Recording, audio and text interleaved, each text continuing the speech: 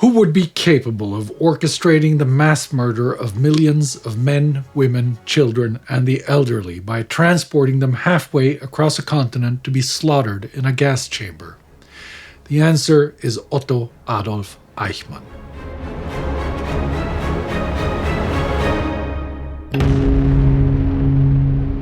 I'm Spartacus Olsson. Welcome to a World War II in Real-Time Bio special, where we take a closer look at some of the major or more interesting figures of the war. Today featuring Adolf Eichmann. Young Otto Adolf is born in Germany in 1906, but his family moves to Austria at age 7. He attends the same school in Linz that Hitler had some 17 years before that. But ultimately, he fails to finish any formal education and ends up working for his dad's mining company. During a patchy career, the young man is also an ideologically convinced member of the Jungfrontkämpfervereinigung, a right-wing Austrian youth movement.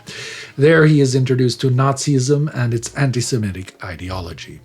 He joins the local Austrian SS in 1932 and moves back to Germany in 1933 when Hitler seizes power and the SS is banned in Austria. A year later, he enlists with the Sicherheitsdienst, SD. He makes a name for himself curating an anti-Masonic exhibition and manages to impress several high-ranking Nazis who come to visit. He's invited to join the SD's Jewish department in November 1934. It is here that Eichmann assumes the role that will lead to infamy. In 1937, he becomes part of a circle of other young, eager SS men who envision the SD, and more precisely their department, to become the spider in the web of anti-Semitic policy. They take steps to exclude Jews from social and economic life in Germany, for example, by actively getting involved in the removal of Jewish civil servants or academicians from office and promoting emigration to places like Palestine. Eichmann takes the initiative to develop a migration fund, funding emigration without draining the state coffers, precisely by placing the burden of costs on the emigrating Jews themselves, effectively appropriating all their valuable assets before they leave. Remember this because it lays the groundwork for his future endeavors. Though for now, even with this method, Jewish immigration isn't solving the Nazis' Jewish question. See, while the Germans, including Eichmann, advocate emigration to places like Palestine, they don't want the Jews to become powerful enough to found an independent state. Also, they have to navigate the immigration policy of other nations, such as Great Britain, who fear disrupting the local power balance by allowing too many Jews to enter. But Eichmann sees new opportunities when the Germans invade Poland in September 1939. By then, he has become director of the Central Office for Jewish Emigration in the Protectorate of Bohemia and Moravia. He draws up plans to make a Jewish reservation in Lublin, Poland. Jews will be kept there at least until a more permanent solution is possible, like emigration further east. Eichmann arranges for Jews from Katowice, Ostrava, and Vienna to be transported by train to a transit camp at Niszko in the Lublin district. The grand-scale Niszko plan is ultimately shelved because they clash with other plans to resettle Germans and remove Jews from annexed parts of Poland, and because logistics capacity has to go to the military instead. Nevertheless, many Jews will continue to be deported to Lublin reservation. Another project to deport all the Jews to Madagascar instead is surfaced, but ultimately shelved when it's clear that Britain will not be defeated anytime soon. Still, through all of these experiments, Adolf Eichmann and his department gain plenty of experience for their ultimate task, which is to deport all the Jews of Europe to the east. This is phase 1. The initial solution for the Jewish problem, formulated in the Generalplan Ost. Jews deported east to be kept in ghettos and camps in Poland until the Wehrmacht is victorious in Russia. The Jews can then be deported further east to perish in forced labor camps. When it becomes clear that defeating the Soviets is not a short-term feasibility, it also becomes clear that this is not the final solution to the Jewish question. They agree to deport Europe's Jews to Poland instead, if they're not there already. They will be exterminated, murdered through slave labor, or gassed in one of the multiple industrial killing centers. Himmler and Heydrich, Eichmann's bosses, have been busy setting up a camp system in Poland. They will be the last destination for Europe's Jewish, Sinti, and Roma, and other undesirables.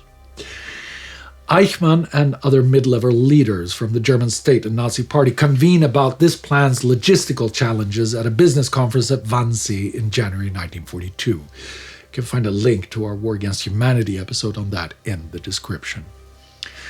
From there on out, it is Eichmann's job to get the victims to the camps in Poland. As head of the Reichssecurity Head Office Department 4B4 of Jewish Affairs and Evacuations, his tasks include assembling and collecting the victims, organizing transports to and in between the camps and ghettos, and persuading foreign governments to hand over their Jews. The latter happens in close coordination with the Undersecretary of the German Foreign Office, Martin Luther, another attendee of the Wannsee Conference. This is how those logistics work. First, Jews are concentrated in centers. This is where experience with the Nischko plan is vital. Many of them are already living in sealed-off ghettos and concentration camps, but now a new type of camp is designed for the very purpose of transporting them east. The transit camp. In France, for example, the Parisian camp of Drancy functions as a station from which French Jews are shipped east. In the Netherlands, Camp Westerbork is constructed in the summer of 1942. Aided by many German agencies whose representatives attended the Wannsee Conference, a supply chain for food and other necessities is set up, as well as for hiring personnel and constructing additional camps and railway lines. In line with Eichmann's earlier exploits, a system to rob deported Jews of any real estate, currency, and valuables, all the way down to their clothing, is put in place. Whenever possible, the burden of cost for their journey is often placed with the victims themselves, making the Jewish victims pay for their tickets, often a return ticket not to arouse suspicion, usually at a price of half of what a third-class ticket used to cost. In occupied territories, the German Foreign Office makes sure that laws or measures are adopted to enable the concentration and deportation of Jews and the seizure of their property. Together with the Ministry of Transport, Eichmann coordinates the supply of trains. In practice, this often means that Eichmann's deputy, Franz Nowak, goes over to the ministry to requisition locomotives and dozens of passenger, cargo, or cattle wagons. In occupied or allied territories, it is Eichmann's job to coordinate with local railway companies. He claims the necessary trains and drafts up schedules so that they depart every day or even multiple times a day. Like a businessman would, Eichmann decides on targets for the number of Jews that should be deported in what period per the demand for labor or the killing center's murder capacity. Through this system, most deported Jews, Roma, and Sinti from Western Europe will end up in Auschwitz-Birkenau. At the same time, millions of Jews and Romani from Poland and Eastern Europe will perish in the facilities of Chełmno and the killing centers at Majdanek, Belzec, Sobibor, and Treblinka, though ultimately all camps are used to kill people from all over Europe. The logistics of this is handled much like any supply chain or any economic flow of goods. For example, in the early fall of 1942, some bureaucrats, including Eichmann or one of his representatives, will coordinate the deportation of 600,000 Jews from the Generalgouvernement and 200,000 from Romania. This is what they will agree on. Evacuation of the Polish Jews. Urgent transports as proposed by the Chief of Security Police and the SD. 2 trains daily from the Warsaw district to Treblinka. 1 train daily from the Radom district to Treblinka. 1 train daily from the Krakow district to Belzec. 1 train daily from the Lvov district to Belzec. These transports will be carried out with the 200 freight cars already made available for this purpose by order of the Directorate of the German Railways in Krakow. With the reduction of the transport of potatoes, it is expected that it will be possible for special train service to be available to place at the disposal of the Directorate of the German Railway in Krakow the necessary freight cars. Thus, the train transportation required will be available with the above proposals and the plan completed this year. There is one big elephant in the room that needs addressing. What I've described so far sounds like a pretty normal bureaucratic procedure. Sure, we're talking about a human cargo whose tragic fate will be to be murdered in industrial killing centers. But Eichmann didn't pull the trigger. The handling of the logistics is just a job, right? Hannah Arendt will later describe Eichmann's conduct as the embodiment of the banality of evil. She argues that it didn't take a monster, a wicked ideologue, or even a fanatical anti-Semite to commit one of the world's most murderous crimes.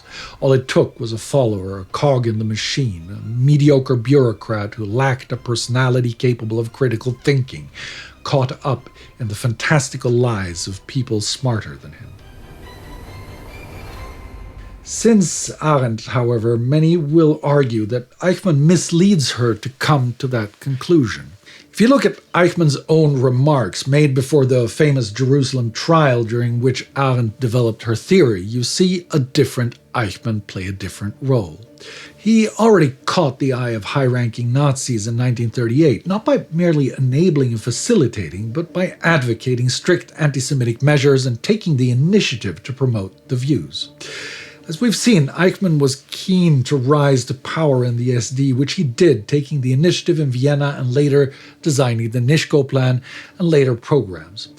Eichmann bragged about having made up the term final solution himself. In fact, Eichmann skillfully manipulates his own public image, presenting himself as the human embodiment of the answer to the Jewish question. He claims understanding of Judaism, even going to the length of learning basic Hebrew. But it is not understanding that he seeks. He says that it was my job to catch our Jewish enemies like fish in a net and transport them to their final destination. And over the years, I learned which hooks to use to catch which fish. So with that in mind, many don't see a docile bureaucrat just doing as he's told, but a self-confident and calculating bureaucratic octopus, asserting his influence whenever and wherever it is possible.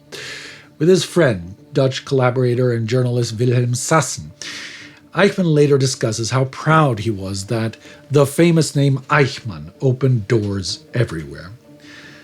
But let's ignore the speculations and simply look at Eichmann by his actions. He doesn't end up in a leading position in the SS by mistake. It is a role that he seeks from a very young age, pursuing promotion and responsibility openly and brazenly. He is driven by outspoken anti-Semitism and ideological zeal, documented again and again in his own words. Later in the war, he will not simply push papers around, but personally oversee the deportation of hundreds of thousands of Hungarian Jews, knowing full well what awaits them.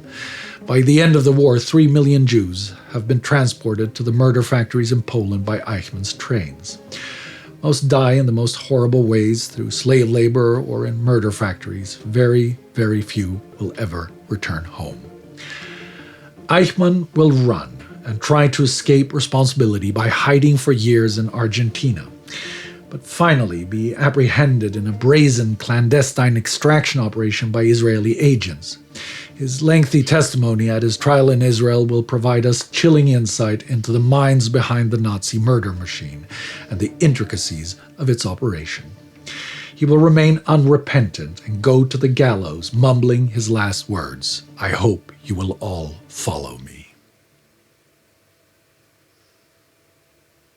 Eichmann worked closely under Reinhard Heydrich, another of the principal architects of the Holocaust. You can click here any moment now for the biography episode where we talked about him. It is the Time Ghost Army that enables us to tell these stories and provide a better understanding of the inner workings of the Holocaust so that we may remember the victims of hatred. Join the Time Ghost Army at timeghost.tv or patreon.com. Never forget.